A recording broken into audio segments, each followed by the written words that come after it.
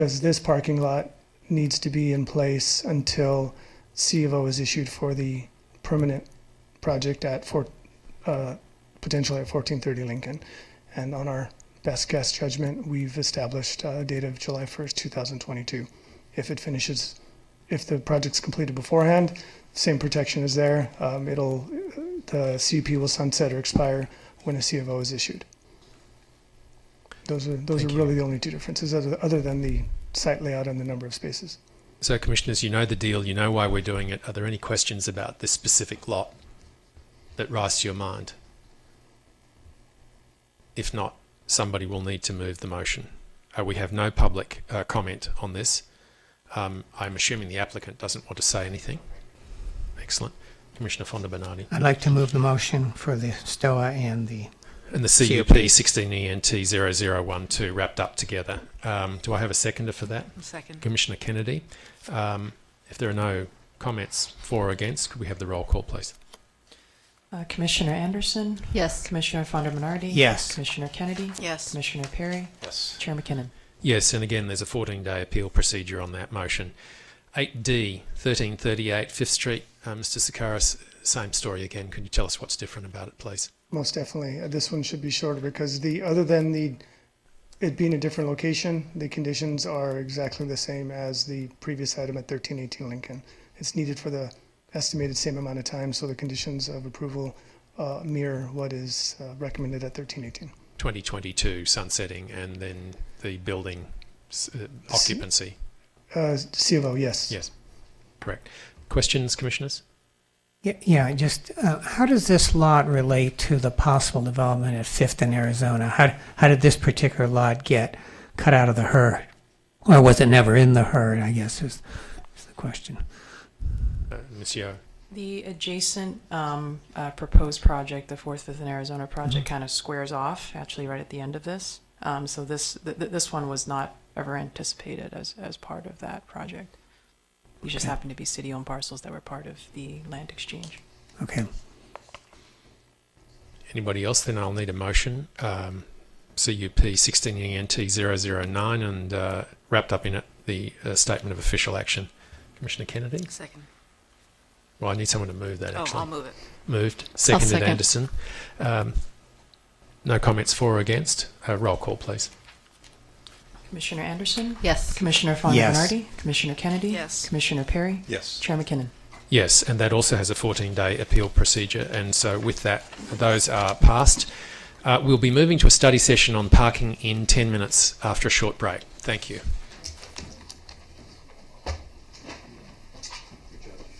Thank you. That went very smoothly. Great job. Thank you. You too. That was a lot of information. There's a lot of stuff. Good job, Ariel. Complicated, but you did it well. Thanks. Great.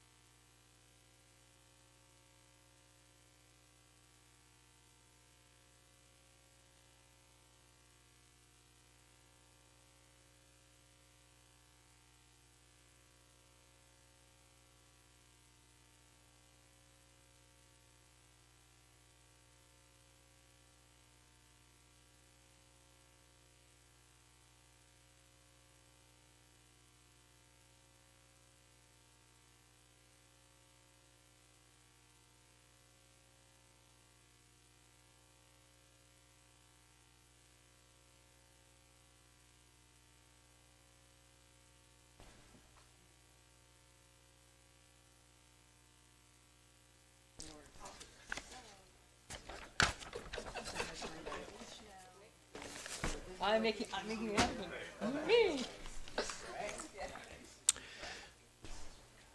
Welcome back to the Planning Commission meeting. We are now going to have a study session on everybody in Santa Monica's most important single issue, which is parking and the pricing of parking. Welcome. Yes. Yep. Okay, Mr. great. Klinger, take it away. Good evening. I'm Jason Klieger, the parking administrator. And as you are all well aware, the Expo weeks changing the way Santa Monicans travel.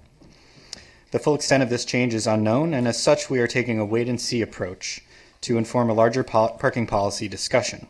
A year after Expo opens, staff will begin a study to evaluate necessary changes to parking operations. However, there are some current operational issues that we need to address in advance of Expo. My intention tonight is to have a discussion about the proposals included in the staff report, to receive feedback, to inform a recommendation to council. Rate changes are typically not reviewed by the Planning Commission, but the Commission is uniquely positioned with a deep understanding of the city's planning goals and policies, and staff is here tonight to tap into that insight as we formulate a recommendation to council. City policy is to use price as a way to manage parking occupancies and congestion. This is reflected in the adopted land use and circulation element, the Bergamot Area Plan, and the draft Downtown Community Plan, relevant policies of which are shown here on this slide. The proposed modifications are consistent with this framework. Additionally, a study was conducted in 2012 to inform the last rate increases and also establish a framework in the fee resolution to administratively change parking rates within certain thresholds. This graph here shows the average hourly occupancy by day of the week at the Civic structure for February. And as you can see, the structure is above 90% during the heart of the weekday and is often completely full, as it was just earlier today. This usage pattern is similar in the Civic Auditorium lot and is consistent between months and seasons. You can see that Fridays are lower because most city offices are closed every other Friday, which brings down the average. When the current prices were established, the Civic was disconnected from the rest of downtown and there wasn't much nearby. Now with Tongva Park and the development across the street, the facility is full weekdays, and this will likely be exacerbated by the opening of the Expo just 2 blocks away. We would like to align weekday prices at the Civic lot and structure with the rest of downtown to address this. We know that this is a big jump, and we are sensitive to this increase, but we feel it is necessary to manage occupancies. Weekend and evening rates could be lower, such as maintaining the current $5 daily maximum on weekends and instituting a $3 flat rate in the evenings. And as you can see on this graph, there's a lot of available capacity at those times. Here we have weekday daily maximum rates in downtown public parking garages. Those shown in blue are operated by the city, while those in black are privately owned but open to the public. The daily maximum prices of the privately owned locations on this map have increased by an average of 12% since 2013, while prices at city facilities have not been increased since 2012. Staff plans to pursue the administrative increase allowed by the fee resolution to increase the prices downtown to keep pace. This slight increase balances a wait-and-see approach with current operational issues. Failing to do so will result in more parkers choosing city facilities, resulting in higher occupancies there. Stagnant prices will effectively make them cheaper over time, which is counter to the city's established pricing policies. Furthermore, one of Council's strategic initiatives is to establish a new model for mobility in Santa Monica. If parking prices are not raised regularly as recommended by the 2012 parking rate study, commuters will likely not consider their transportation options and simply continue driving. This approach does not leverage the opportunity represented by Expo, and it is even more critical today with the historically low gas prices that we are currently experiencing. To that point, this chart shows the various discounts offered for monthly transportation passes for various modes. Using 20 commute days per month, you can see that drivers are currently given the greatest discount amongst these various modes. The Bergamot Area Plan requires monthly key cards to charge no less than 20 times the daily rate. And the last 3 development agreements approved by council, which have all been located in the downtown, have also applied this methodology to those projects. Staff feels that it would be a big jump to go from the current rate to 20 times the daily rate, and in discussions with the Downtown Santa Monica Inc. board, they've concurred with that. So as such, we are only proposing to increase downtown monthly key cards slightly. Staff believes that increasing the rate at the Civic and slightly increasing the rates downtown will discourage daily park and ride activity, keeping spaces available for people headed to those areas.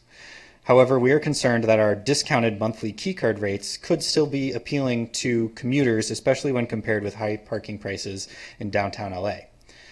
As such, we propose to restrict the eligibility to purchase keycards to area employees and residents of buildings without on-site parking. Additionally, whereas keycards currently grant access to all downtown parking garages, staff proposes to assign keycards to 1 or 2 facilities as a way to redistribute monthly parkers and free up space in those locations that tend to fill up more frequently, such as parking structures 1 and 3. And this could improve congestion downtown overall by reducing the need for people to circle the streets looking for an available parking space.